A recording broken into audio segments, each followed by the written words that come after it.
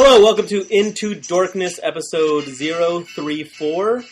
I'm Sergio. I'm Sean. And we got some Trek to gab about. We're ending season 3. We're going to talk about the ending of season 3, the last 3 episodes, season 3. Yes. Plus the first episode of season 4, because it's a finale, premiere, cliffhanger, two-parter. Delicious. How do you feel about this week?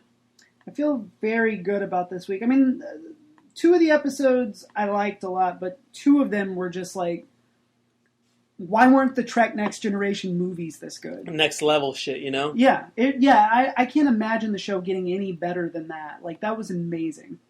It was, It's short of Wrath of Khan, it's like the best Star Trek thing ever, I think. You know, I mean, the production's dated and everything, but like in terms of like, it hasn't aged as well as Khan. Khan has a nice look to it. I mean, it's still very 80s, but you know. Here's the thing about effects and special effects and all that. And people are like, oh, it's so dated, kind of got me out of it. Like, I mean, you have to kind of put yourself in that frame of mind. Like, I rarely see anything anymore that's, you know, before, let's say pre-Jurassic Park. 'Cause, I mean, that's like the touchstone for like modern special effects. Am I right? Yes, no? Yeah, I mean, Terminator 2 is sort of the first horn blast of the apocalypse of CGI. But and then the fucking 4 horsemen of Jurassic Park roll up, just laid to waste all these fucking, you know, practical effects. Fuck your claymation, bro. Computers! Yeah, well, I remember, talking my mom, you know, I saw Jurassic Park with my mom, and that shot when they're looking, you know, it's right after they've seen the first dinosaur, and he looks and he sees, like, they're moving in herds. They do move in herds, and you see the Tachyosaurs, is that what they're called, with the bills on the back of their head? Vegisaurus. They're drinking out of the water, and, like, my mom just leans over and goes, that was all done with computers, and I was like, fuck you. Did you want to believe it was real? Yeah, it's like, that's got to be robots. Robots. This looks way too real to be a computer. Look, at Lone Star Comics, they've been playing a CGI test loop on a loop. Do you remember that? No. It was like this little 30-minute video cassette. I was here. I moved to DFW in '95. Okay. So maybe Conan will remember what that video is. Conan, if you're listening, tell us about. Try to get us a copy of that video. Yeah, I really want to see it. It looked like a you know. Hopefully, it wasn't included in the sale. Yeah. How do you feel about that? Those of you who are listening won't really care, or maybe you will because you can relate, or you can at least maybe empathize. But our local comic book store, Lone Star Comics, has been sold. They're getting out of the brick and mortar game, right, and focusing on mail order stuff in the website, which is honestly, you know, that's been their bread and butter for a while now. So I mean, I think it makes sense financially, but how do I feel about it emotionally? Yeah, emotionally. It's financially very shrewd, very Gordon Gekko-like. Of course, this makes greed is good. I gave that speech to the Lone Star Board of Directors when I was trying to convince them to cut loose on the retail stores. Exactly. No, I mean, there's a certain bittersweetness to it, you know. I mean, because that was our store, regardless of which location we were going to. Like, that was where we got all our stuff for a long time. Yeah. I mean, and we'd fuck around. We'd get our 7-year itch, and we'd go to 3D's Comics, even though the guy there was a complete asshole. He was a complete asshole, but sometimes you could find stuff there just because nobody was going there. Yeah. That, like, Lone Star might have sold out of because they had a lot heavier foot traffic because they were nice to their customers. Yes, because they actually respected their customers and didn't treat them like idiots. The comic book guy for not knowing that there was a Halloween comic book in, like, 1987. Yeah, do you want to tell that? I don't even really remember the story. Do you remember the story? Yeah, we were in the store, and I saw that somebody, I forget which publisher, had put out a comic, and it said Halloween 3. Like, probably Dark Horse. It seems like a likely candidate. They used to do a lot of the licensed stuff. Now that's IDW who does all that stuff. But I saw it and I was like, so is this like supposed to be like an alternate version of Halloween 3, like with Michael Myers? Because he's on the cover. And I don't even think I addressed it to the guy behind the counter. I think you just asked me. Right. Thinking like, my best friend, also a huge comic book fan, also a huge Halloween fan, might know the answer to this. And the guy interrupts and he's like, no, it's a sequel to these 2 other Halloween comics that were also published that nobody knew about. And, like, talking to me like I'm such an asshole. For not knowing something. And I would go there and drop, like, this was back when we had disposable income. I would drop, like, $50, $60. We were in our late teens, early 20s, didn't really have any responsibilities. You had a car. I had a car. I had a decent paying job. You had, I had a decent paying job. Well, I was doing college. I mean, you were working part-time. Right. I was working full-time. Yeah. So at that point, I don't know. We had a lot of cash to burn, like nothing to burn it up. We didn't have girlfriends. And, we could eat at home for free. So it didn't matter if you blew your whole check on comic books. Or at least it didn't for me. Had you moved out by this I don't know if I had. I mean, once I did, I wasn't really buying a whole lot of comics. I think that was when we both kind of tapered. But, also, you were my ride to the... But yeah, I was just like, this fucking asshole. And, like, I remember I went on this long rant and ended it with, oh, by the way, how much is this evil Ernie bust? Which tickled you to know him. Yeah, well, it still tickles me because it was such a accurate deconstruction of that man's philosophy on customer service. Some of my favorite memories are us driving to and from the store. You used to drive this green Neon. The Kim 2000. Yeah, it was a 98 Neon. The 98 Plymouth Neon. But it was called the Kim 2000. And I remember we were at the intersection of, like, Cooper and... Arkansas. Arkansas, yeah, it was Arkansas. And I saw another green car at the intersection. Another green Neon. Right, facing us. And like, I was like... the opposite direction. We couldn't really see who was inside of it. And I was like, hey, look, it's us. We're on our way back from the store in the future. And as we passed them, we see that there are these 2 middle-aged women in the car. And you're like, what the hell happened at that store? I don't know if anybody else would think that's something terrible.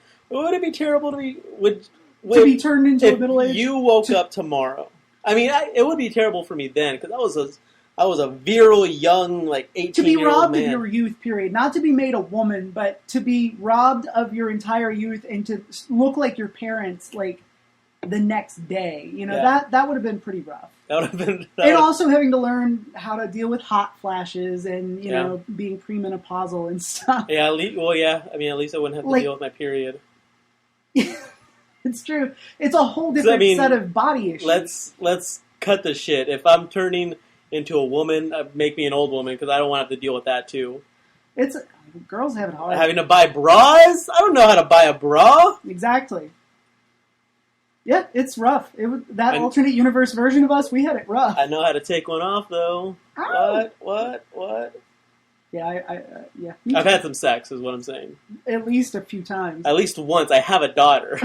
I mean, and she looks just like me, so I'm pretty sure she's mine. Yeah, I'm pretty sure I had sex at least once. I mean, I think that one counts. And the sex and the timeline, they all check out.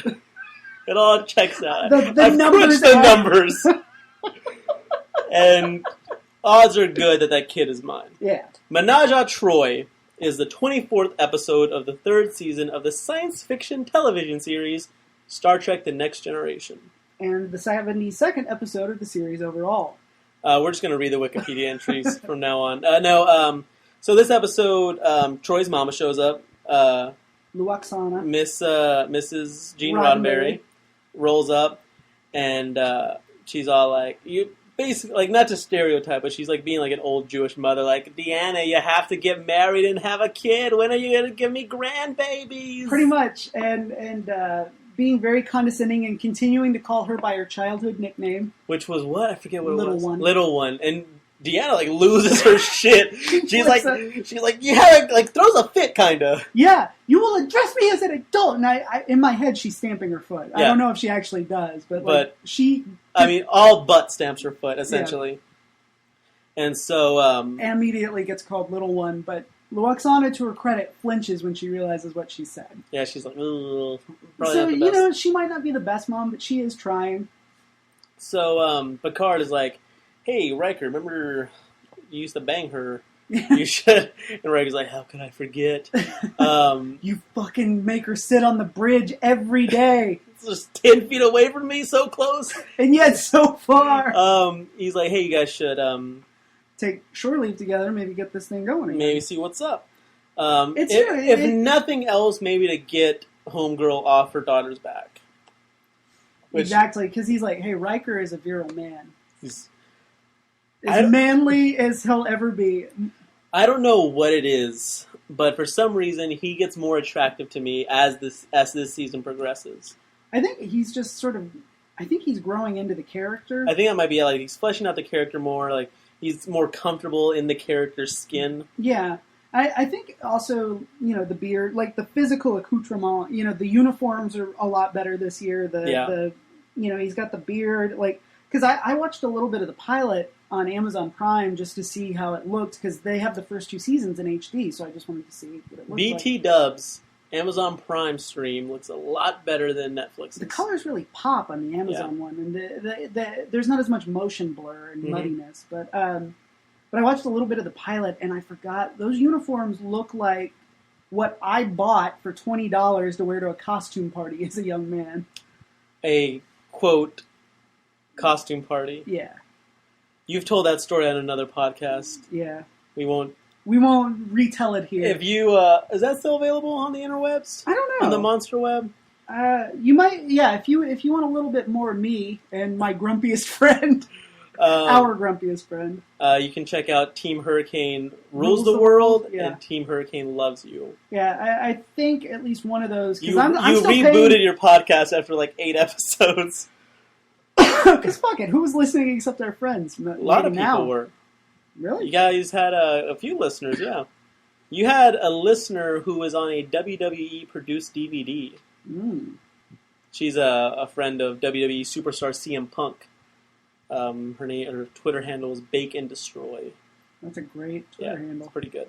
I wish I'd gotten to that one first. You don't bake though, so you. But I do destroy. Yeah, I destroy. I do destroy. I know what you were gonna say. They were. They're just hanging out. They're having a great time. They've wandered back to a place where they may or may not have fucked. It's a romantic spot in their past. Then all of a sudden, Ferengi homeboy Damon Togg shows up. And he's like, I'm here for your mom. Like, hey, Deanna, I'm here for your mom. Where's your mom? I want your mom.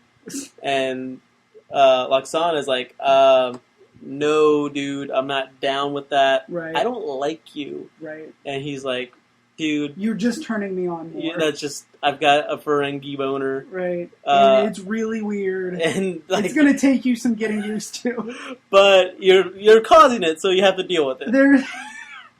Every relationship is a period of adjustment.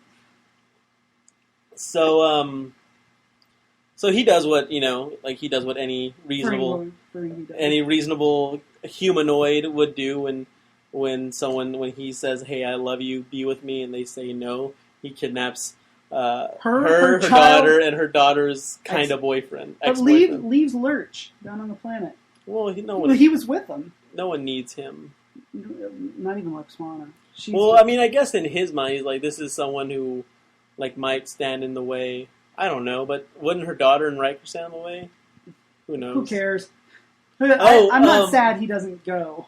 He doesn't go, right? I mean, no, it's the this is the episode where they have like the bonging, the chimes, and that's where the episode starts. There's the reception. And I forgot about that because there was a trade conference on Beta Z. Yeah, and because the Ferengi are bitching about it, and that's where Damon Togg sees. Yeah.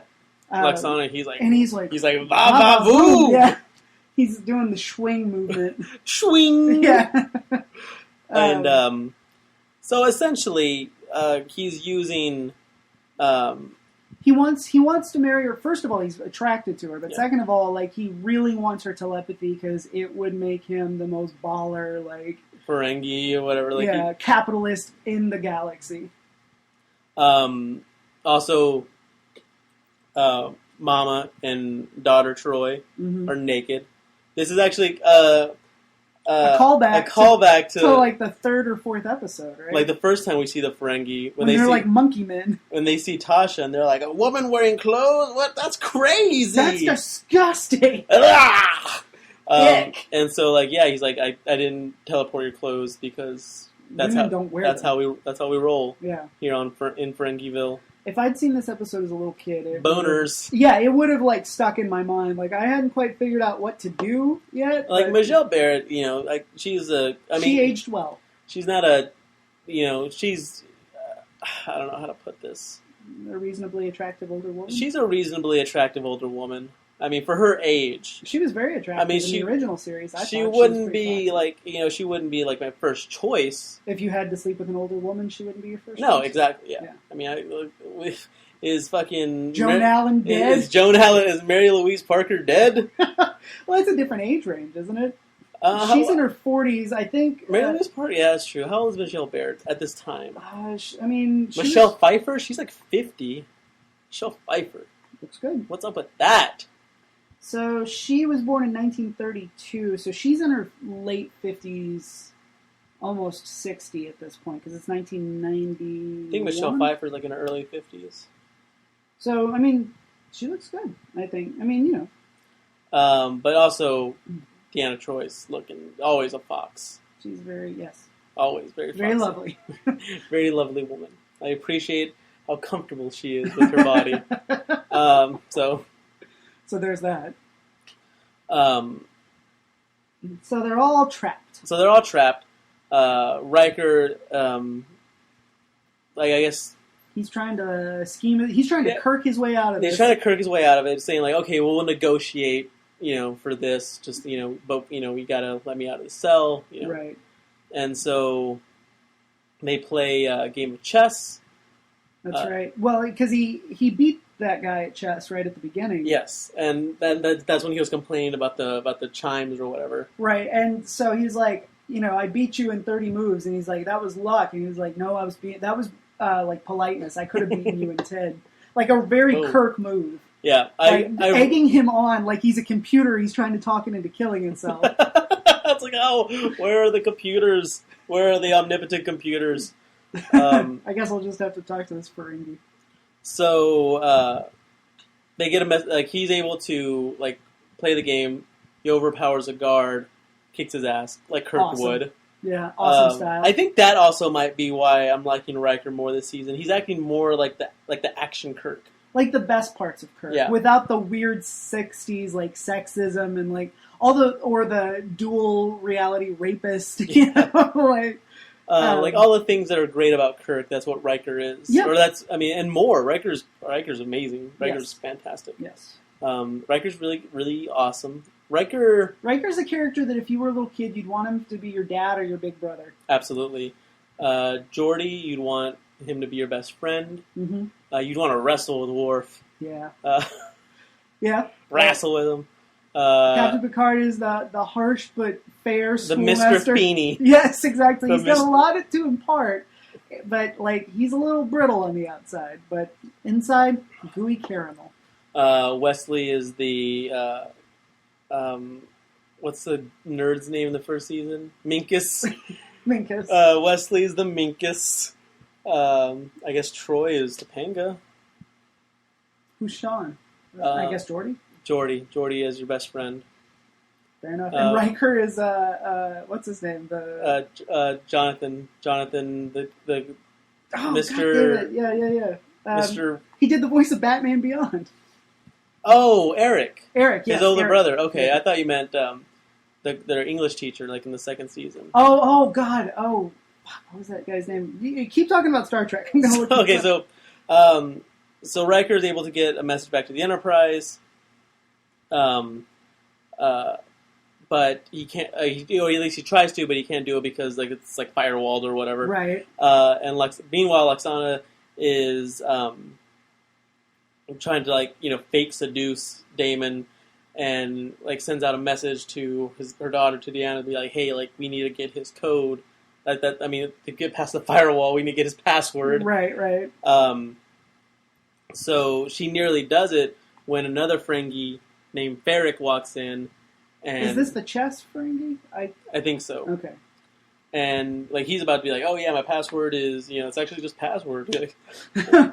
Look, I'm the Damon of this ship. I'm the Matt Damon of this ship. So nobody's gonna fuck with me. And then so Ferric is like, dude, you get Didn't you look at that PowerPoint that they sent via email? Didn't you do the online don't let like Earth women trick you like sexual harassment training? Idiot. You had to sign a form at the end of it. But he's like, I'm going to tell everyone about this unless you give Homegirl to me so I can experiment with her. Which is creepy. The episode takes a turn from frothy into like at that point I'm like, oh, Ferengis are so crazy, blah, blah, whatever. But like it's never like, aside from like the kidnapping, right? It's never like overtly like it's a romp. Violent. Yeah, it's a romp, yeah. But at that point I was just kind of like, oh, this took a weird turn. Yeah, this took a Game of Thrones turn. Well, basically like wants to pick her brain apart and figure out how to steal people's thoughts the way she does. I think it also bears mentioning that that whenever Luxwana, her excuse was, I'm going to fix you a special drink, but I have to teach your replicator to do it, and that's why I need your code. And he falls for it. He's like, you are the best. Well, I mean, she's selling it. Like, he thinks he's going to be able to bang her. And honestly, if I think that I'm going to be able to bang like someone who I consider like super hot, super foxy, I'm going to give them. I'm going to do whatever they want. Anything. Fair enough. Not so much anymore. You know, I'm older. I'm wiser. Sure. You've been killed a few times by I have fatales. I don't know what it is. Maybe I'm just getting old. But there have been times recently, and maybe just because I'm just super tired, but I've been super tired before in my 30 years. Yes, in your 3 decades of walking the earth. And I've never had this experience, but recently I've had this feeling where I'm really tired and I close my eyes, and when I close my eyes, like it's better than sex. It's just the most mystical and magical and amazing feeling. Because it's what your body needs most at that moment. It's the same thing of like getting a drink of water after you've been like. But I've never had it before. With sleep? Yeah. Oh. Or maybe I just didn't. Maybe I just didn't recognize it. But it's just amazing. Like I close my eyes and thinking like, there's nothing better than this right now. No, seriously, I guard my sleep very jealously. Like, I don't like people to fuck with my sleep. Is that a word? Jealously? Yeah. I don't know. Jealously? Jealously, as they would say it across the pond. It's Anthony Tyler Quinn playing Jonathan Turner. Jonathan Turner. The trivia on his page. On his IMDb page. There's one piece of trivia, and it is, he is no relation to Anthony Quinn. That's it. Who's Anthony Quinn? Fuck if I know. Let's look him up. But he's not related to Mr. Turner. Who gives a shit? Or maybe people were like, dude, are you related to Anthony Quinn? He was born in 1915. He's an Irish Mexican. Just like Louis C.K. Me. No. Just like Louis C.K. He was in the Lords of Arabia. Oh, he played Lawrence. Strata. No, he played Arabia. He played Arabia. Guns of the Navarone. This guy worked. But Mr. Turner, no relation. No relation. So like Jim Lee and Stan Lee and Jason Lee. But yeah, I don't know. Maybe I'm just getting older. I don't know. No, I Do you remember when I tried to do? Was it poly? Yes, you tried this. Polymetric, polyphonic. Yeah, it was the polyphonic sleep. The polyphonic sleep. It's essentially a sleep program where you essentially put your body into survival mode. Which I remember telling my then boss about this, and he's like, "Yeah, dude, that's like you don't ever want to put your body into survival mode. That's like you want to avoid doing that at all costs. That's very damaging." But it's this thing you read about on the internet where basically you just catnap all day, right? You sleep, you take like 6 20-minute naps, and that's all you sleep. Essentially, you sleep 2 hours a day. Because the theory is, like if you sleep like 6 to 8 hours a day or whatever, your body goes through these different waves, like different levels of sleep, until you finally get into REM sleep, which is the deepest sleep, which is the most productive. The baddest. The most badass sleep. But you only get it for about 2 hours. And, so the idea being that you starve your body of all the stuff. It'll automatically jump into that. Instead of going through all these bullshit levels of sleep that you don't even need. I remember you trying it, and at the end of the first day, I think you were passed out on the couch. I think we were living together at one point when you tried it. Yeah. You tried it a couple times, and you were like, this time will be different. Well, I mean, it kind of makes sense, because I mean, I something I still do actually is I only try to nap like 15 to 20 minutes. Right. And it's insane how refreshed I am afterwards. It's literally insane. No, it's the difference because if I lay down for 15 minutes, I feel great. If I sleep for an hour in the middle of the day, I wake up and I want to put a gun in my mouth. Because your body's gone deeper into those bullshit levels of sleep, it's harder to get back out. I wake up confused, more sleepy. I've usually got a headache. Yeah, that's why people who are I feel hungover. That's why people were like, oh, I took like a 4-hour nap and I was still sleepy. That's why, because your body didn't actually get into REM sleep, so it didn't actually get any productive rest in. It's a heartbreaker. As you yawn. Yeah, I know. My body, well, I only got 4 hours of sleep last night, so Why'd you only get 4 hours of sleep? I saw that you tweeted that you went to bed at 2 and that you'll regret this today. Oh, did I tweet that today? Yeah. You tweeted I don't even remember doing that. You tweeted that this morning. You said, I went to bed at 2, like I'll regret it this morning or whatever. Yeah, I'm not 20 anymore or something, right? I don't know. Or maybe I didn't tweet that. But I went to Denton because a writer that I admire was doing a reading. Stephen King. Yes, the only writer who's worth a goddamn good goddamn in this world. Had 2 top 20 books in 1983. Yeah, he did, but still didn't sell as well as the novelization of Return of the Jedi. It was a really good book. Oh my god, it changed everything. It changed the game. It changed the game changer. Like, the publisher put it down and said, this is a fucking game changer, man. This is like Gretzky taking the ice. Are you comfortable talking about your newest literary venture? In very general terms. Well, I thought, just based on what... Sean has written a novel. Yes. And it's getting some play. Yep. Which is very exciting. Yeah, I just signed with an agent, which is a big deal in case you don't know about how these things work. But I just thought that the fact that a novelization of a movie being the best-selling book in 1983 was kind of, funny. And fitting that it was that novelization, because my book does deal with, in large part, with movie novelizations. It's, I'd say it's the crux. It used to, yeah. It's the high concept from which all the wonderful character moments flow. It's the this is the Starship Enterprise of my novel. So back on the Star Enterprise. Trek, yeah. Back on the Enterprise. Where no one signed an agent. Well, essentially, I mean, they end up escaping. I mean, Well, what happens is that Riker gets into a system that's so low on the totem pole that there is no security on it. Yeah. They can't do much with it because all it's doing is putting out these basic frequencies, but he basically uses the chimes, like the frequency and rhythm of those from the beginning of the episode, the ones that the Ferengi were bitching about. And Wesley, who's about to leave for Starfleet Academy, gets all the way to the transporter. He's supposed to be leaving. He's been accepted. He's like, all right, see you later, guys. He's off to Space Harvard. Yeah. And or Space West Point, I guess. But Space Harvard's funnier. But anyway. Princeton. Right. Princeton. Also a great school for runners. Yeah, Princeton. I don't know. We'll come up with a better joke. Space Harvard's pretty good. Space, yeah. But he realizes what it is at the last second. He hears it and he's like, oh shit. Runs back. Picard's like, what the fuck are you doing? Get off my bridge! Oh my god. Like, you're making my vein come out. And his forehead starts pulsating. But Wesley's like, no, this is what it is. It's the chimes. It's Riker. Like, I think I can save him. And Picard's like, well, shit. All right, tell Bradbury to go. Yeah. And that's how they pick up on the frequency. And so they're able to get close to the ship, lock onto their signals, and pull them out. And they get Laxana too, right? Well, she's about... She agrees to marry him. Yeah, she's like... She sacrifices herself. She tells Damon Todd, she's like, hey, like, let Riker, my daughter, go, and I'll be here. I'll chill out here with you. I'll be your lady.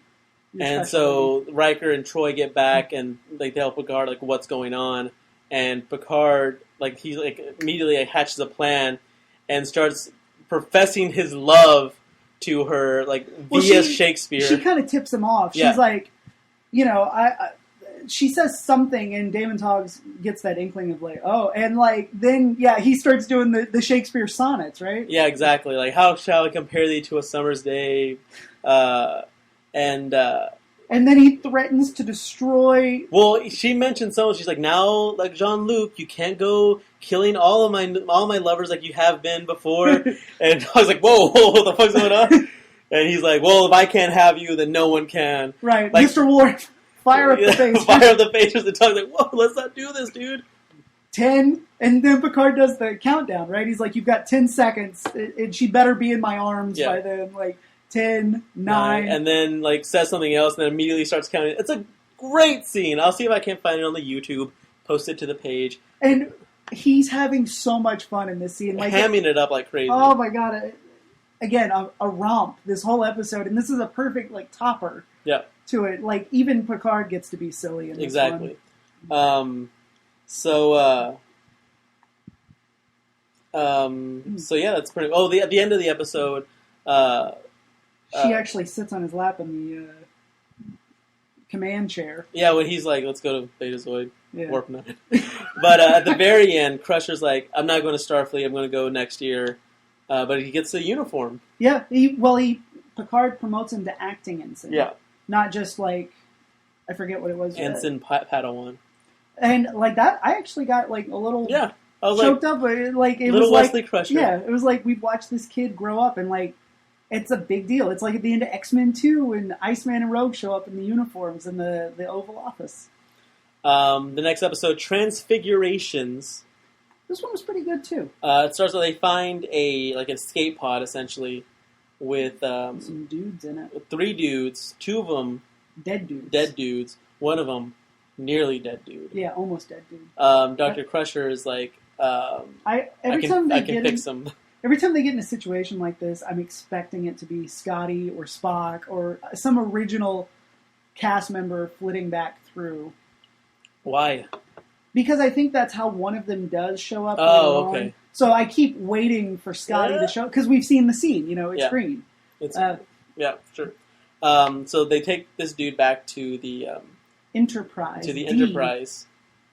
Yeah. That's the ship. I know. It's just weird that you pointed it out. And Dr. Crusher's like I'm trying to help as much as I can, but he's actually kind of healing himself. Like, so he's like, this thing that should have taken like weeks is only taking like hours or minutes. And like, yeah, and sure enough, like when you first see him, he's all fucked up. Yep. And then you see him like in the next scene, he looks somewhat better, like a lot better than he should, I guess. He's convalescing at a miraculous rate. Miraculous. Then he finally he's comatose the whole time. By the way, BT dubs. Yeah, it's a real while you were sleeping sitch. And he finally wakes up, and he's like, and then it's a 51st date sitch, and then so they just call him John Doe. Yep. I guess that's still can't remember his, that's still a thing in the 24th century. Oh yeah, very much. And so like he's fine. Like at one point, Dr. Crusher he wants to stand up, and Dr. Crusher's like, no, it's cool. Like don't stress yourself. He's like, I'm fine. He stands up. But he still can't remember shit. Right. He starts also kind of glowing, and he gives Geordi. He gives Geordi some confidence. Isn't that this episode? Yes. Right? No? Yeah, because Geordi talks to him, and then... That's right, yeah. Because there's that girl, he's not... At the very beginning of the episode, there's that girl who comes up and clearly wants to talk to him, and he's just like, huh. Yeah. And then later on, he's like, all right, so I'll see you at 10-4. She's like, yeah, absolutely. Yeah, exactly. She's That's like, oh, right. I just thought you weren't interested that way. And he's like, oh, Baby, I'm interested. I know you can't see my eyes, but they are looking at your boobs. And, you're pretty eyes and stuff. Or whatever. But I can see through your shirt. Through your uniform. This visor's amazing. I'll talk to you later. We still on for tonight? But he's also able to heal people. He starts Jesusing. Fucking O'Brien comes in with a separated shoulder he got from kayaking in the holodeck. Which, first of all, an Irishman kayaking. Second of all, the outfit he's wearing. Yeah. And at one point Wesley comes in and slaps him on the shoulder, just kind of like, hey buddy, what's up? And O'Brien kind of grimaces and he's like, kayaking, huh? And he's like, yeah. And then John Doe comes in, touches. He's like, it's cool, friend. Namaste. And touches his shoulder, and Beverly's like, my God, it's fixed. He's healed. Yeah, she goes into McCoy mode. Yeah, this isn't natural. And so so was it Wesley who they find something on like the ship, or they beam back down to like the planet or whatever, find something that they think might be a clue as to where he was from. Yeah. I think they discover his home planet. And they're like, okay, cool, it's like 3 days, I think, or maybe 3 weeks. There's a period of time that's going to take to get there. Right. And at this point, John Doe's like, oh, shit, I don't think we should go back there. Right, I've got a bad feeling about And this. they're like, this is your home, dude. What? Like, that wouldn't make any sense. Right. But we've got some time to figure it out or whatever. Yeah. It's 3 weeks, so... And in that time, he's like, I can't go back. I'm going to steal this, this shuttle and get the hell and out dip out. They try to stop him, obviously, because, And he throws Worf. Grand Theft Shuttle. And he accidentally pitches Worf off of a railing and kills him. Snaps his neck. Boom. Boom. So Worf's dead. But not for long. But he's like, oh, shit. My bad. Yeah, that was not my intention. Ooh, didn't mean to do that. So he goes and, namastays him. And Worf comes back from the dead. Yeah. Fucking Lazarus style. He went to the halls of his fathers and got yanked back. I was upset that no one screamed. When he died? I guess they were shocked. Too shocked. I guess if he had stayed dead. Yeah, then somebody would have been like, oh! Oh, yeah. No, not like scream like, oh, Lord. I meant like, when a Klingon dies. Yeah, okay. Which is I still think is like the most, the dopest thing ever. When I die, and if you're there... And I will be. And you will be. I have no reservations or even inkling, I have no doubt that my death will come at your hands. Literally, I've had too many dreams of you choking me to death that they can't turn out to be true. I want you to scream Klingon style. Oh, I will.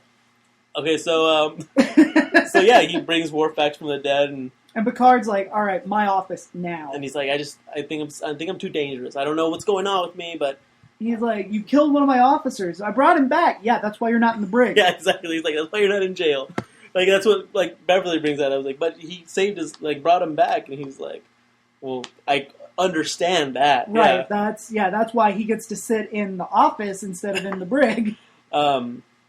So yeah, they're still trying to figure it out. They're trying to help him piece together his memories. Well, then all of a sudden they get a ship, and it's Captain Sunad. He says, I'm from the planet Valcon. And that's... Zalcon. He's like, that's our dude. We want him back. He's a criminal. And he's been given the death sentence in 9 systems. Right. And Picard's like, whoa, hold on. I don't know about all that. Pump the brakes. And he's like, I don't know. And he's like, I'm sure. And Sunad's like, no, him and those 2 other guys are dangerous. We killed the 2 other guys, and we thought he was dead, but he's not. So you have to give him to us so we can finish the job. Right. And Picard is like, he's got some freaky deaky powers, which kind of freaks Sunad out. He mentions them, and he's like, he's obviously manipulated to, yeah. And I'm he's like, I saw a fucking Klingon die, dude, and then he didn't die. I'm a scientist by trade. This dude, I know Chris Angel, and he's really good, but this fucking trumps anything the Mind Freak has ever done. He Jesus. You fucking Jesus. You ever heard about Jesus? I'm here to spread the good news, because now I'm a believer. Comes from your planet. So, he's not going to give him up. Right. And Sunad does something that all of a sudden, He Starmans, doesn't he? Well, no, the captain, Sunad, he, does something that makes... Yes, he pulls the air out of the ship. And they can't breathe. And, but John resists the device. He touches, touches the ship, and you see the ship kind of, glow really quickly. Right. And everyone's fine. And then he's on the bridge, and then he Starmans and turns into... This glowing yellow... Glowing dayman outfit. It was kind of interesting. Pretty cool. Yeah. I wondered how they did that, if they just added that in post, or if it was something to do with, the lighting, the way it would reflect. Also, this whole time, him and Crusher, him and Beverly are They've been crushing on each other. Yeah, for sure. They're like, I like you. I like you too, dog. So much so that Wesley's like... Is that going to be my new dad? Yeah, is this my new dad? Do I need to get used to this? I'm not going to call him Dad. Just call him Starman. Starman, will you drive me to Target? Need to pick up a new fan And he, for my dorm room in the fall. The AC sucks in the dorms. okay. You know my real dad. You're not my real dad. You never will be. Webster's Can I have some Dictionary. money? Can I have $20? I'm taking Susie out 10 forward. to 10 forward. Is that a bar or is that just like a lounge? I think it's a lounge. They do serve bar type drinks, but youths are allowed. Youths are allowed. I love Schmidt. I just saw that episode yesterday. Yeah, because kids go there. Yeah, true. So And you'd think that'd be a no-no. Like, you'd think that the high-ranking officers would be like, get these fucking kids out of this bar. I've got a headache. I had a really hard day. I guess that's what the holodeck is for. Holodeck's all booked up because Barclay won't stop jerking off. beating up Riker and Geordi and jerking off to Troi.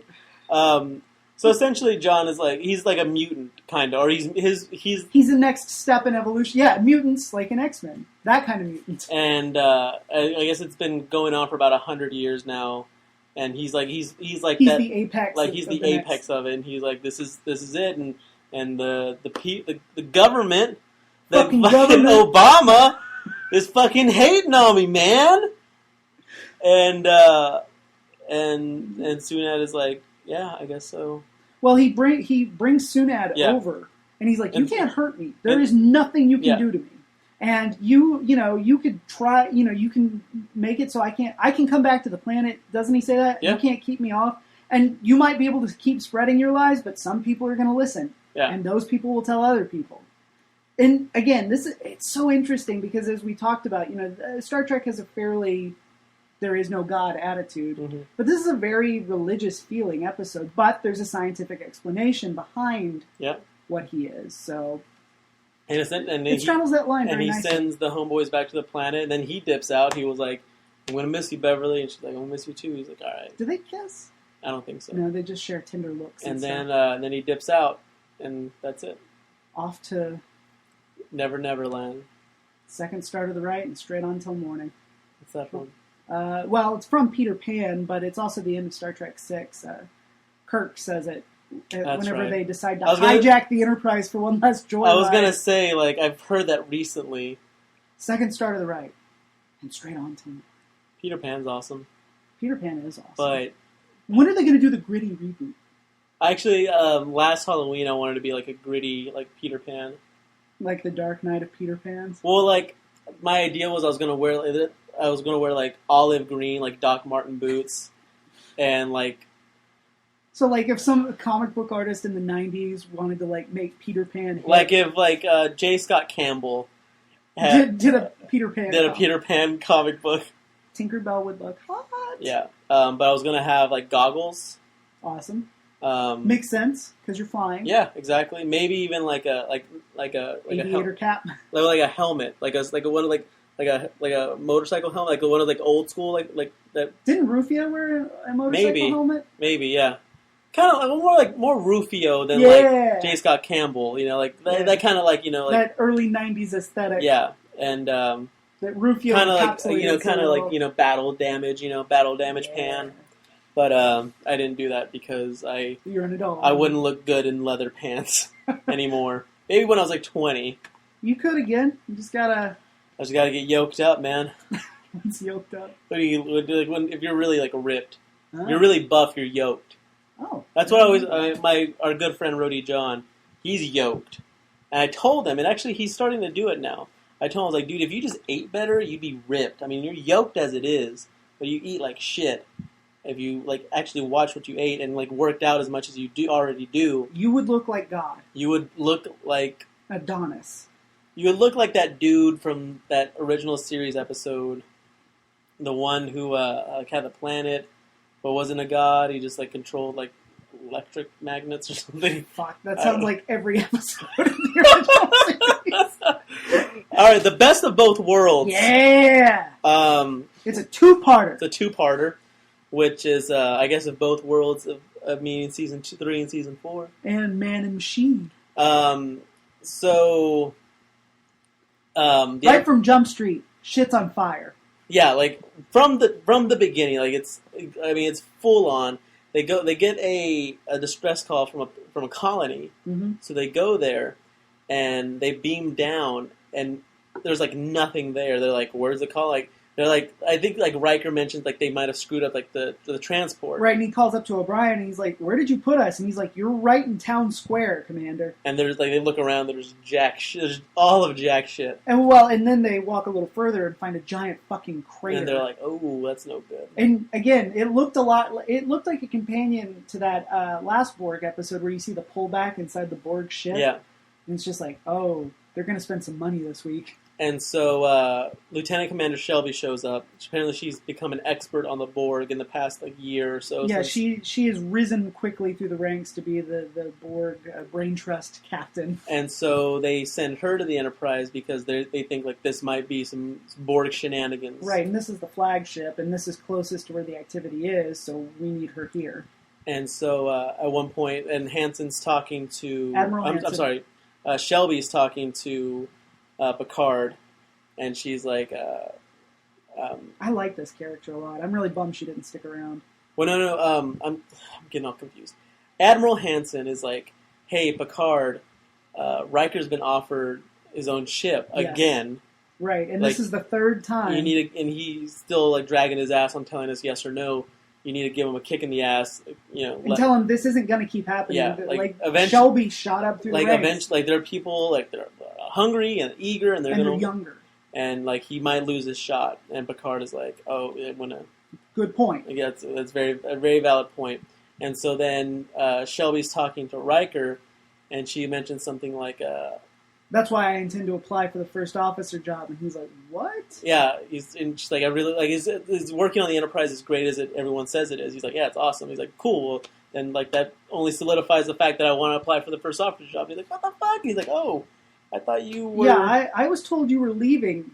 And he's like, trust me, like when I decide to leave, you'll know. Yeah, I'll be the first or something like that. Yeah. And then him and Picard talk, and Picard's like, "Dude, come on, like, why are you still here?" Right. And he's like, "Are you telling me to leave?" He's like, "I'm just telling you to fucking think about your career." Right.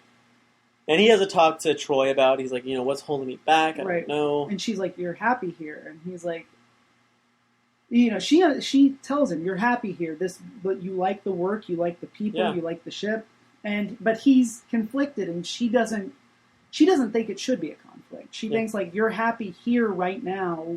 Why not just enjoy it and be here?" And he's sort of like, "But career." And he talks about how hard he worked to get where he is, and that all he ever wanted to do when he was younger was be captain of a starship. That's why he's worked his ass off and climbed the ranks and, been such a badass. Yeah, exactly. That's how he got to be first officer on the Enterprise. Have you ever been in a situation like that? Where I've been offered something? And you knew, you were perfectly happy and content with what you had. Right. And what you were offered was, a step in the direction that you might want to go down, but you weren't sure if you wanted to take it or not. I have been, and I ended up taking it, and for different reasons, didn't enjoy myself. Whenever I used to work, I worked at Barnes & Noble for a while, and they... Barnes & Nobles? Yes, Barnes & Nobles, the rich man's library. Now the person without an internet connection who still has money's library. Yes. Yes. That's a very long title. They're workshopping it. That's probably why they're going out of business. Probably that, and the Nook just isn't selling. But yeah, there were nudges in terms of like, it's time for you to kind of step up, and eventually I did, and I hated it. But that's what drove me to go back to school and finish, and have the job that I hate now. And again, they're starting to hint around at my work that like they're grooming me. And, I'm not, I don't want to say too much in case somebody from work hears, this at any point, but, that's not really what I want to do. Like, I like the work that I do now, and I don't want to be in charge of people. And every time I get put in charge of people, I don't do well. Like, me, I'm not a people guy. Like, you don't like confrontation. No, at all. I will go to great lengths to avoid it. I will leave the country. I'm also being groomed at my place of employment. And I've been told that I should dress nicer. Dress for a better job. Yeah, dress for the job you want, not the job you have or whatever. Yeah, but, I saw that 30 Rock. So I should come to work dressed as a luchador. But I mean, at the same time, like, I really like my job. Like, I really like the position I have now. I like, I don't know, and I don't know if I'll enjoy it because our good friend Daryl. He actually had the same exact job. We were colleagues. We had the exact same job. Right. We were members on the same team. Right. And he got a promotion. He hated it and ended up quitting after like 2 weeks. It changed. It went from being a job that, like, you know, maybe it wasn't what you wanted to do forever, but was a lot of fun. You got to hang out with your best friend. Yeah. And there wasn't a crushing amount of responsibility. As long as you did these tasks every day, you were set. But it's kind of it is kind of cool. Like, I think I'm helping to avoid for that to happen to other people because, like, apparently that is like I would tell like supervisors, I'm like whenever I come talk to you guys, it kind of looks. I mean, I know you're doing something, right? But it kind of looks like you're doing nothing. Like, it just looks like you're always staring at like your screen, like your computer screen. And so, like, I'm in this like leadership mentor program training thing right now. And like I suggested, I was like, maybe you guys like before you like promote anyone, or if someone is in line for promotion, at least like I mean like obviously like if a position becomes available, you're not just gonna be like who wants it, Jerry. Like you're gonna like have someone who you've been like like this person like we've been grooming for like get those people to like and kind of expose them to what's in stores, so they're either like okay, so they can either prepare for it. Or they can be like, you know what? I'm really interested in that. Anyway, that's what the situation Riker's in. Right. Well, I was gonna say before we go off of that, it's you know those positions when you take them, it's like there's more money and stuff, but it is so much harder on you, and it's sort of toxic to my soul. Even at the job I do now, I feel like I'm becoming a worse person by working this job because I've had to start confronting people, and I get ugly. Like, once I've snapped, it gets pretty nasty. And not the sexy kind of nasty. And you should read Who Moved My Cheese. I actually should. I was Googling it. I was like, I probably need to look at this. But also, you should read Lincoln on Leadership. That's what I'm reading right now. And it's actually super dope. Lincoln's amazing. Yeah, like, he's kind of a superhero. I mean... Tall, had a uniform. Went out like a Shakespearean hero. Like, my opinions, my beliefs in spirituality and a higher power and all that, they're muddled, and I'm still working through them. And I mean, I've gone from one extreme to the other in my life.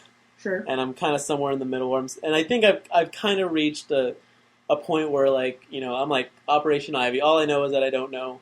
All I know is that I don't know nothing. And so, but there's stuff like this. I'm like, at a time when the United States was being ripped apart, right? Like, that's when we needed essentially the greatest leader that we would ever need, and we fucking got him. Like, that's just, I mean, there's got to be like that's cosmic, man. Yep. Yeah, there's shot in the back, very sad. Yeah, well, we could use a leader like that now, and some of us thought in 2008 we found that leader, but I don't know if it's even possible to be that leader the way we're set up now. No, I mean, I think everything's just too goddamn partisan. Well, not only that, not only is the partisan, but I think that the bureaucracy and everything is just so locked up. Yeah. Like, because Lincoln did some things that weren't strictly legal, but because it worked, he got out. He didn't get in trouble. Like he locked up a judge who disagreed with him. Like, he kind of wiped his ass with the Constitution and suspended habeas corpus, and he did. Yeah, like totally George W. Bush type shit. But I mean, like, you're right. But I mean, it all worked out in the end. Unlike the Iraq War. And so we kind of give him a pass for that. I mean, it's super fucked up, but I mean, like, I don't know. Like, I guess you got to play with the hand you're dealt. Well, for one of my history classes, I read this article. This is like 10 years ago, talking about how in times of crisis, historically speaking, presidents have never hesitated to take emergency powers. Yeah. But the great thing so far is that they've always given them back at the end. It's not like the Empire, at the end of Revenge of the Sith, where he's like, I promise to put down these emergency powers. No, you don't. He didn't, though. He didn't. He had to get thrown down a space hole before, Okay. Before those powers. Are you saying we're going to have to throw Obama down a space hole? I don't know. Has Obama seized emergency power? I don't know that. Hasn't. Yeah, I would think more Bush was the one who needed to be thrown down a space hole. But I don't know, man. Sometimes I just want to get off Facebook because all it is just stupid memes and partisan nonsense. Just, like someone was like, we wouldn't be in this situation if Romney had won. I'm like, what? I mean, and maybe in as much as the party that he represented wouldn't be, trying to cockblock. Basically, the party of obstinance wouldn't be obstructing any sort of progress or compromise or, well-being of the country. I mean, but... Because they'd be like, oh, no, you back the president. Support the troops, all that shit. Yeah, I don't know, man. I don't know anymore. I don't either. I mean, I'm not thrilled with the Democratic Party, but goddamn, I hate the Republican Party. I'm sorry to take it to a political point. Well, I don't know nearly enough, and I don't want to get into a political argument with anybody, so do not bother. Yeah, don't bother. I just think that something's got to change. We either need to be wiped out by a plague, so we all have to work together. I was thinking about it. I was actually workshopping a story about like a short story, and you know me, I'm a huge Twilight Zone fan. Sure. And so I had that story about the unicorn I told you about, right. Very Twilight Zone-esque. High concept. About how it was kind of like this utopia, right? And everything was everyone's getting along and just kind of and someone's writing the story about how it came about, and it's revealed at the end that there was this massive tragedy. I'm talking atomic bomb times 1,000. Right. That just finally galvanized the remainder of the human race, and to everyone's stop being so shitty. Oh wow, okay, our this is what life is actually about. Our petty differences don't fucking matter. We need to make sure that we actually survive. Yeah, well, that's sort of the. I mean, the movie's definitely got its flaws, but that's the Independence Day thing, right? It's it takes something horrible happening. As soon as we start getting comfortable and we're not afraid of dying. After 9/11, everyone was fucking A, let's do this. And the whole world was at our backs. Yeah. And we somehow managed, in the space of 3 years, to completely burn that off. But yeah, I honestly think it doesn't get better. I'm sure every generation feels this way. It's we're near the end. But every generation feels this way. But sometimes it really does feel this doesn't get better. I don't see this getting better. We've been deadlocked for 8 years. I mean, things have only gotten worse, right? Yeah. I'm talking about everything has gotten worse. Everything that matters has gotten worse. Fucking I can play a video game where I can hire a prostitute and then murder her and take my money back, and it's all in good fun. And it only cost me $60. And and I can stream hours and hours and days and weeks worth of movies for $8.65 a month. Plus the price of an internet connection, which is only another $30 or $40. But we're dying younger, and we're fatter. We're sicker than during that time that we are alive. And I'm sure that we're more miserable. And we don't communicate to people anymore. Communicate with people anymore. To people, with people, at people, for people. Well, maybe when the singularity happens, we'll all just download into computers, and then it'll be about who's wiping our data. I've considered maybe the Borg, man. Not getting rid of my phone, but I mean just now as I said that sentence, I checked my phone because I saw that I had a message. No, anytime I have to stand in line somewhere or anytime at all, my phone is in my hand. I go to the bathroom at work and I'm standing at the urinal with my phone in one hand. Part of it is so I can distract myself so I can go in public. That's a whole other can of worms I don't want to open. The other part of it is just that constant, like, it's that, press the button, get the food pellet kind of thing. And it's like, well, what if I have a new email? What if I've got a new Facebook message? What if I've got this, or that, And it's just this constant refresh and constant, and I'm trying now to, and I think I'm going to do this more, pretty soon, actually go entire nights with the phone turned off. Because especially whenever I'm trying to spend time with my wife or whatever, it's sort of like, whatever it is can wait till morning. I think there's, and maybe, but here's the thing, those trends when people talk about that stuff, like Louis C.K., or you watch an episode of Community and it's all about, we have to find ways to reconnect.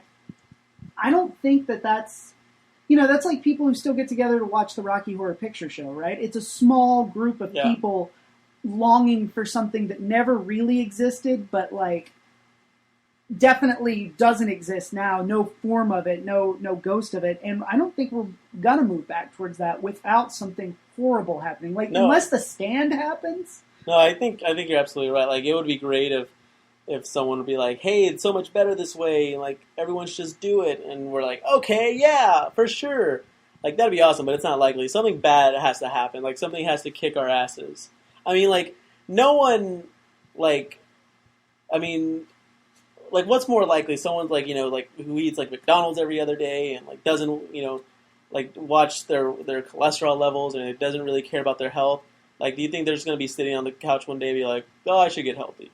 Like, it's usually them taking, the doctor saying, like, dude, you've got diabetes. Yeah, or you've got the diabetes. Or having a heart attack climbing a flight of stairs or something. Yeah, it's something that has to scare them into bettering themselves. Essentially, humanity needs to have a heart attack so we can better ourselves. Yeah, well, our lizard brains are built to find comfort, and, like, we need something to drive us. And whenever we don't really have that driving thing, then it's just...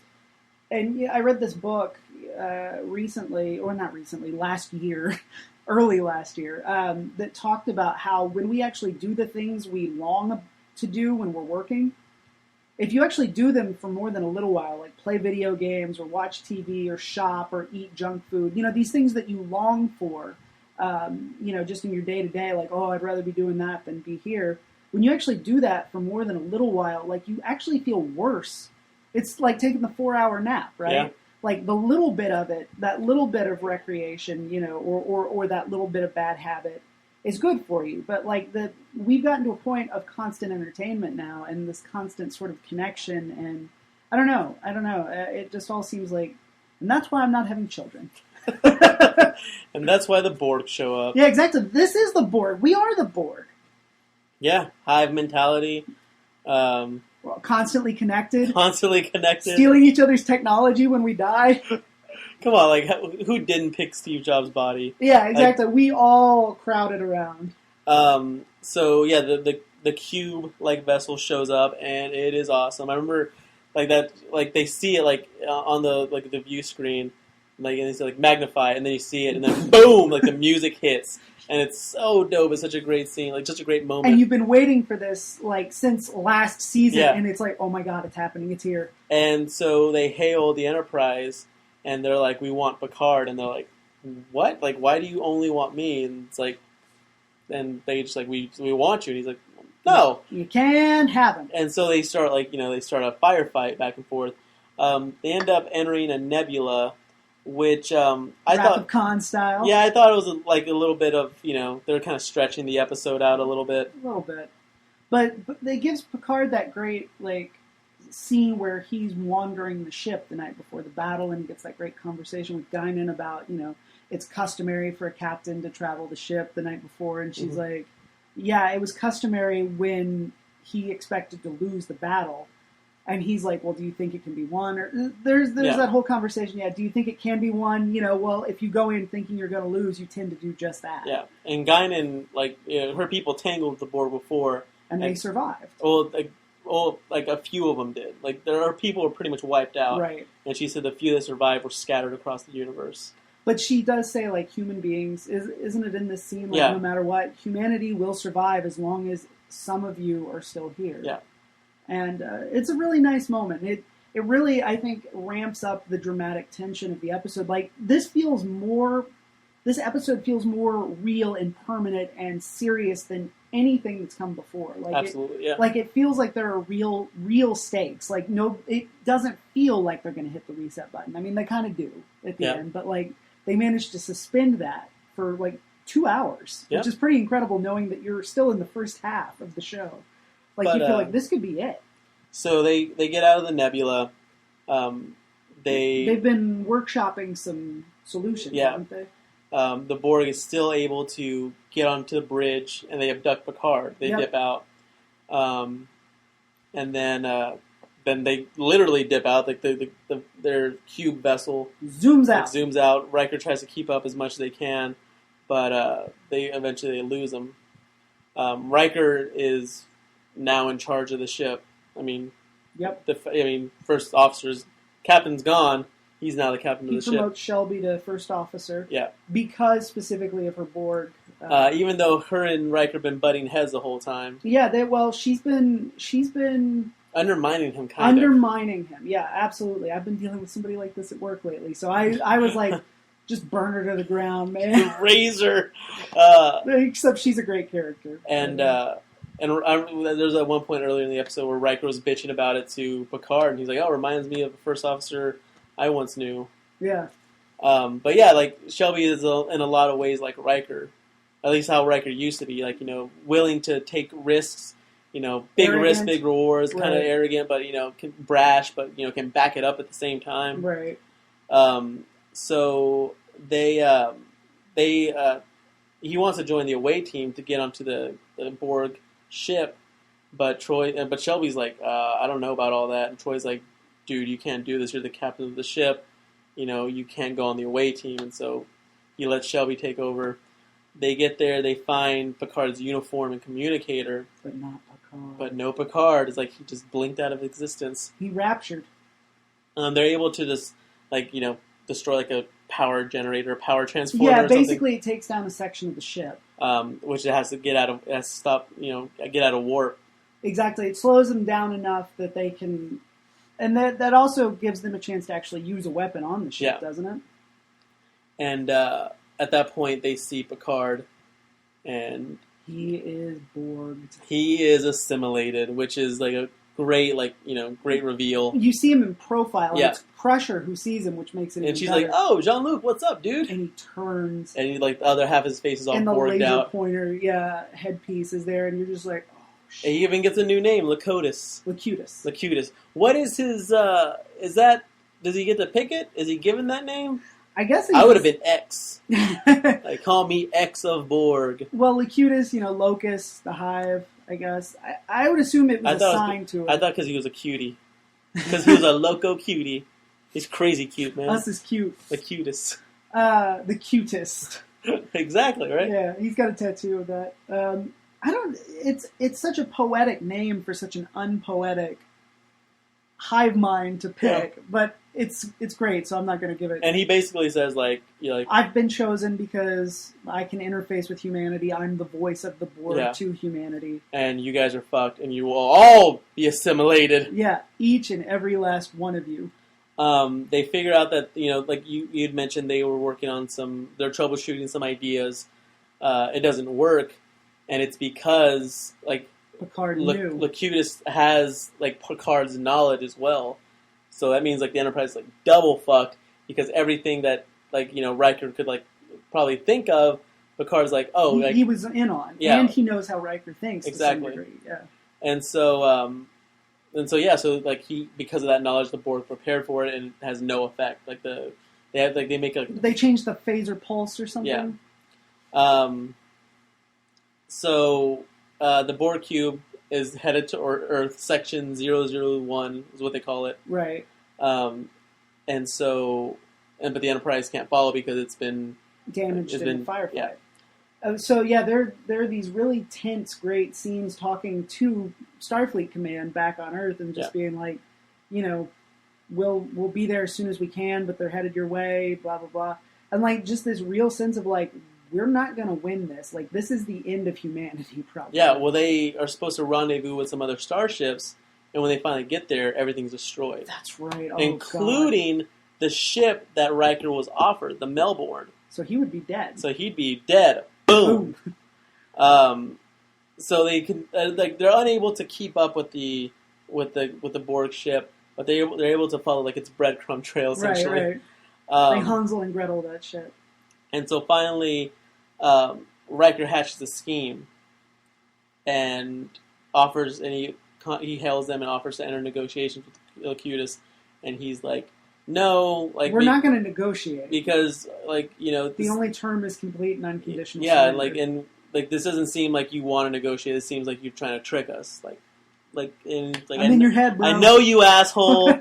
And Riker was like, "Picard trusted me, dude, implicitly." And he's like, "Yeah, Picard did trust you." And he's like, "So continue to trust me. Let's talk this out. Let's bro it out." And so they separate. We don't get the badass shot from the first episode though. No, there's just too much stuff happening. Yeah, we just hear about it. I guess.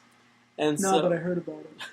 And so essentially, they do the opposite of what would be expected, and kind of how do they do it?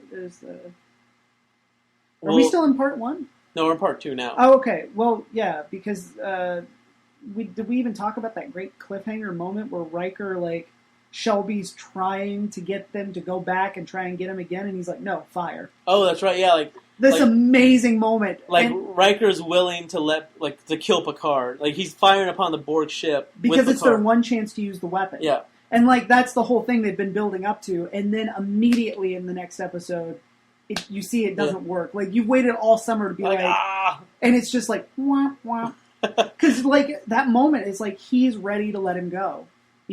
For the sake of the greater good. And he doesn't hesitate. No, not at all. Not one bit. And that's amazing. That is such a great moment. They separate thinking that essentially they're going to fight... The Borg are going to follow the battle bridge half of the ship. And instead, the saucer section is what starts shooting out this antimatter. That's right. And so it's starting to, kind of surround the cube. And this allows... Data and Worf to get on a shuttle and be able to pass through undetected. Right. And so they pass through. It has an electromagnetic field around the ship. And they're able to pass through that. They're able to find Picard or Locutus. Right. Bring him back. Kidnap him. Borgnap him. And so they try to figure out how to first save him and how to also beat the cube. Right, and Crusher says she can't get the implants out at this point. It would kill him to take them out. Yeah, because it's he's completely assimilated now. He would die. If it's disconnected, he dies. Because he's part of the hive now. She's getting the implants off. She's it's simple. It's just microsurgery. I could do it, no problem. Right. But if the connection's cut, he dies. Right. And so, just like the Matrix. So Data. It's okay, so let's not disconnect him. Let's try to get into let's not try to disconnect him from the system. Let's try to get into the system. Right. And so he connects himself. It's so awesome. In there, and essentially hacks into kind of like in Menage a Troi. Yeah. He finds a lower level system that he's able to infiltrate. Right. He's I learned this from Riker. And uses that to try to.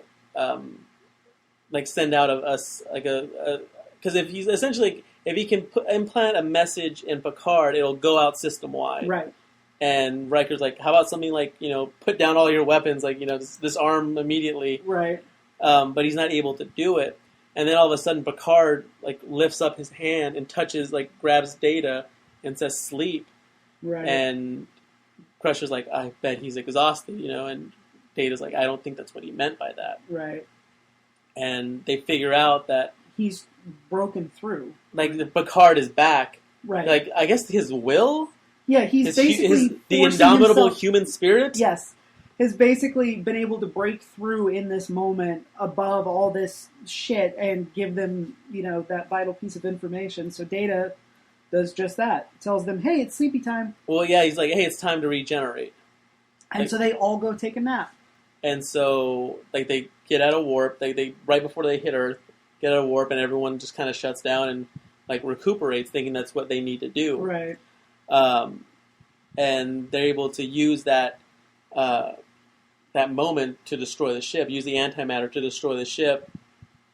And at that moment, I guess because Picard broke through, they're able, like, he broke the connection enough that, and I think they were worried that he wasn't going to be because the vessel is destroyed, so they're worried that it killed him too. But he was fine. He's cool. And they're able to remove like all the implants, and he still has like bandages on at the very end of the episode, which I thought was a nice touch. Yes. But they have to go get retrofitted. They have to go get repaired essentially, which I guess they'll. I guess I don't know if you'll see differences in the ship.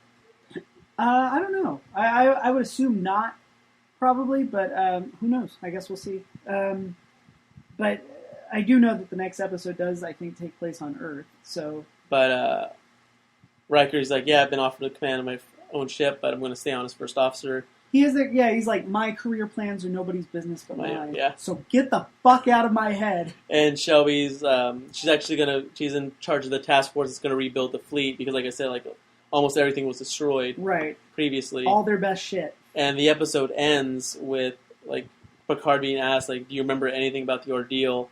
And very hauntingly, he says he remembers everything. And then he's alone, drinking his tea in his ready room, I guess. Yeah. And he gets up and he like goes to the window and he's just staring at it, and you can tell you can't really tell there. It's a little ambiguous, almost like he's hearing a call, or he's just so disturbed by what he's been through. Like it can go either way. And he's got PTSD, man.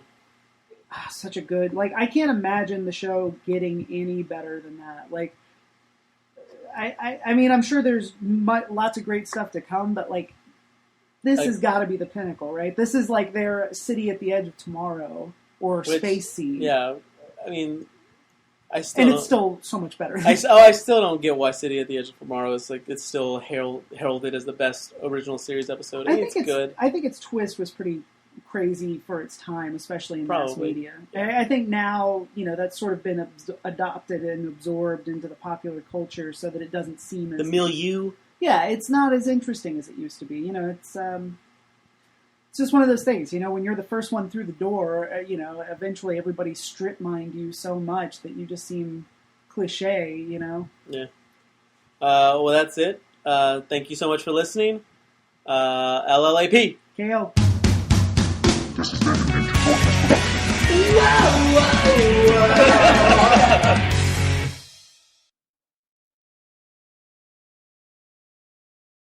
About, I live in a town full of pee-pee heads. Yeah.